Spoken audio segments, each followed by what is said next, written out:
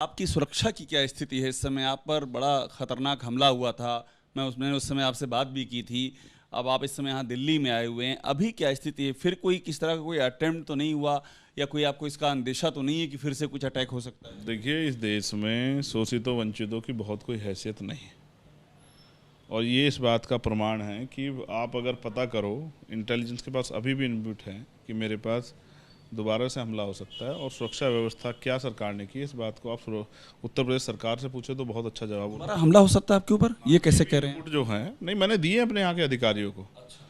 मैंने बकायदा एप्लीकेशन करके दिए हैं और मैंने उनको इनपुट्स दिए हैं कि इस तरह की वो है। बेसिकली मैं आज बहुत सारे लोगों की नज़रों में चुभने लगा हूँ, क्योंकि जो मैंने आपको पहले ही बताया कि जिस तरह की सामंतशाही सोच उत्तर प्रदेश में और देश भर में है, जहाँ कमज़ोर वर्ग की बच्चों को जो है, किसान कमेरों के बच्चों को जो है ना, वो गुलाम और पैर की जूती समझा जाता था। आज अगर ऐसी उनके खिलाफ जैसे कोई हिंसा की जाती है, तत्काल कार्रवाई होती है। आपको याद है? पुख्ता इसका इंडिकेशन है कि हमला आप पे दोबारा हो सकता है? बिल्कुल इंडिकेशन है। और मैंने आपको बताया कि आज आप नोटिस कर लो कि कभी भी उसी तरह का दोबारा हमला भी जो है मेरे ऊपर हो सकता है।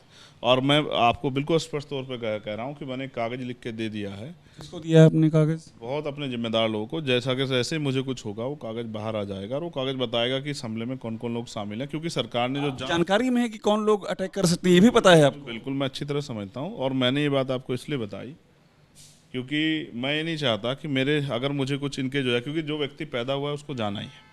और मेरी क्या, देश में जो है, देश के 140 करोड़ के लगभग की आबादी है, उनमें हजारक लोगों को छोड़ दो, सब लोग ऐसे ही घूम रहे हैं। कितने लोगों की हत्या रोज हो रही है, कितने महिलाओं के रेप और उनकी हत्या रोज हो रही है, कितने बच्चों को जो है नोचा जा रहा है।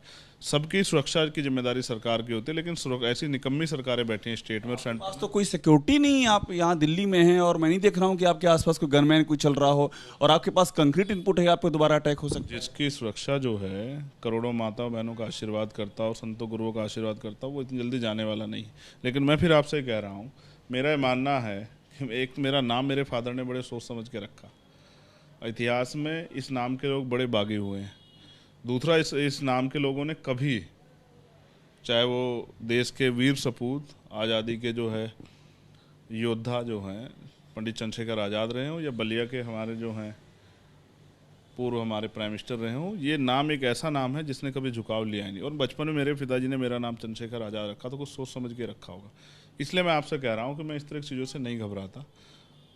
उस दिन के बाद भी मैं घर में नहीं बैठा हूँ, लेकिन मैं ये कह रहा हूँ कि यहाँ की सरकारों के लिए किसी की व्यक्ति की ज़िंदगी कोई मायने नहीं रखती है। क्यों आप पर कोई इस तरह टारगेट करना चाहेगा कि बार बार आपको निशाना बनाए? कुछ तो वजह हो। मेरी वजह से सरकार के बहुत सारे एजेंडे फेल हो जाते हैं। जब वो CN पर एनआरसी लाते हैं, जब वो UCC लाने की बात करते हैं, जब वो किसानों को जो है एक जाति का आंदोलन बताते हैं, जब पहलवानों को एक जाति का आंदोलन बताते हैं, जब वो किसी महापुरुष को जो है अपमानित करने का काम करते हैं, वो सारे एजेंडे जो उनकी पॉलिटिकल जो है फाइट को मजबूत करते हैं, वो नाकामयाब होते हैं। नूह की हिंसा ऐसे रुक गई क्या? आपको क्या लगता है नूह की हिंसा ऐसे रुक गई? किसान, कामगार लोगों ने, मेहनतकश लोगों ने एक बहुत बड़ा योगदान दिया और उनको समझ आया। आप ये कह रहे हैं स्टेट मशीनरी से भी आपको अंदेशा है?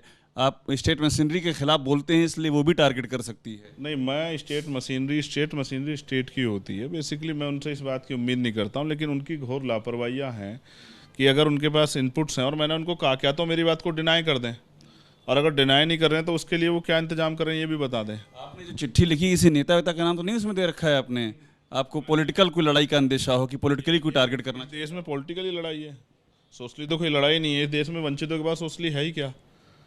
यहाँ लड़ाई सारी पॉलिटिकली है। जो सरकार में बैठे हैं या स्थापित लोग हैं, उनको लगता है कि कोई नया आदमी आएगा तो आपको पीछे छोड़ देगा। यहाँ कंपटीशन है।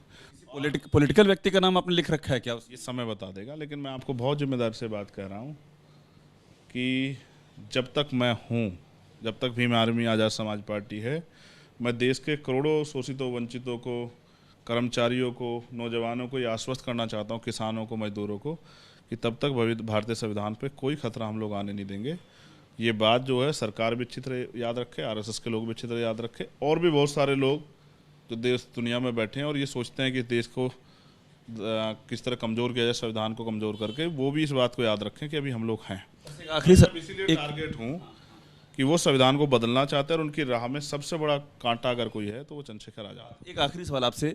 मैं जब आपका आया था सहारनपुर में, जब आप पर अटैक हुआ था, तो उस समय ये थी कि सिक्योरिटी सिस्टम आपके आसपास रहेगा? जो उस समय बात हुई थी, आप भी अधिकारियों के लगातार टच में थे उस समय, तो वो जो बातचीत हुई थी उसका आगे क्या निष्कर्ष निकला? आपको कुछ इस तरह का सिक्योरिटी प्रोटोकॉल आपके साथ है?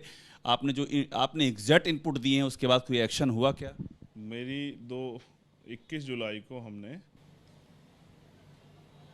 यहाँ दिल्ली में एक बड़ी सभा बुलाई थी, जिसमें विपक्ष के अन्य पार्टियों के नेता भी बहुत सारे शामिल हुए थे।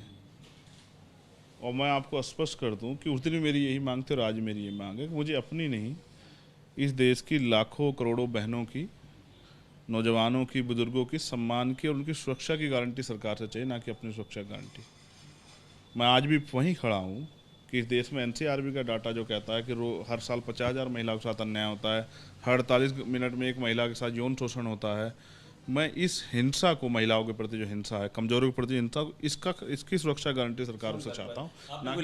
कोई लाइसेंस वगैरह लाइसेंसी हथियार अप्लाई किया है? बिल्कुल किया है, लाइसेंस भी गया है, पासपोर्ट भी गया है, लेकिन सरकार ने पासपोर्ट तो 3 साल से बनने नहीं दिया और लाइसेंस जो है अभी पेंडिंग पड़ा हुआ है। लाइसेंस पेंडिंग है आपका? मिला जिलाधिकारी से और मैंने उनसे ये कहा कि आपके यहाँ फाइल आ जाएगी, आप देर मत करना, क्योंकि मैं अपनी जान की सुरक्षा इसलिए करना चाहता हूँ कि मुझे मेरे लोगों ने तैयार करने में एक बड़ा समय और बहुत सारे लोग कुर्बानियाँ गई, बहुत सारे साधन के गए हैं। एक नेता किस हथियार का लाइसेंस आप? अभी नहीं, ये हथियार का लाइसेंस नहीं होता, पहले लाइसेंस बनेगा उसके बाद उस पर हथियार चढ़ेगा। वही मैं कह रहा हूँ कि आपने क्यों सोचा होगा ना, सुरक्षा कैसे करेंगे आप? मैंने कहा ना, वो सब चीज़ें पहले लाइसेंस बन जाए, सरकार लाइसेंस बना दे तो हथियार भी आपके सामने आ जाएगा। अभी तो सबसे बड़ा हथियार संविधान ही। लाइसेंस भी जो बनाया जाता है ना, उसके कुछ क्राइटेरिया होते हैं कि आप कौन सा हथियार रख सकते हैं उसका। तोप और मिसाइल तो कोई साथ लेके चलने से रहा। मैं फिर आपसे कह रहा हूँ कि मैं अभी कलम को हथियार मानता हूँ और मेरा सबसे बड़ा हथियार है संविधान। उसी की वजह से आज मैं यहाँ बैठा हूँ, उसी की वजह से जिन्होंने मेरे ऊपर हमला किया वो लोग जेल गए हैं। लेकिन सरकार को प्रत्येक व्यक्ति की जान के प्रति गंभीर होना चाहिए, सरकार को ये बात समझ आनी चाहिए। जबकि लंबे समय से वंचित वर्ग के नेताओं को इग्नोर किया गया है, ये बात मैं अच्छी तरह से जानता हूँ और मैं अपनी सुरक्षा जो है वो अपने लोगों के भरोसे छोड़ के मैं इस काम को लगातार जारी रखूँगा, ये भी मेरे विरोधी लोग सुन लें। तो चंद्रशेखर आज़ाद हैं, बहुत ही क्लियर कह रहे हैं कि इनको अभी भी जान पे खतरे का अंदेशा, और एक बात ये कह रहे हैं कि खतरा क्यों है, क्योंकि लगातार ये संविधान की रक्षा का सवाल उठा रहे हैं। तो जिनको उस सवाल से दिक्कत है वो टारगेट कर सकते हैं और एग्जैक्ट इनपुट इनके पास है। वो इनपुट आगे देने के बाद भी एक्शन क्यों नहीं हो रहा है, ये अपने आप में एक बड़ा सवाल है। इस सवाल को रेज करते हुए अपनी आगे की योजनाओं का भी जिक्र कर रहे हैं। कैमरामैन जितेंद्र के साथ अभिषेक उपाध्याय, एबीपी न्यूज़, दिल्ली।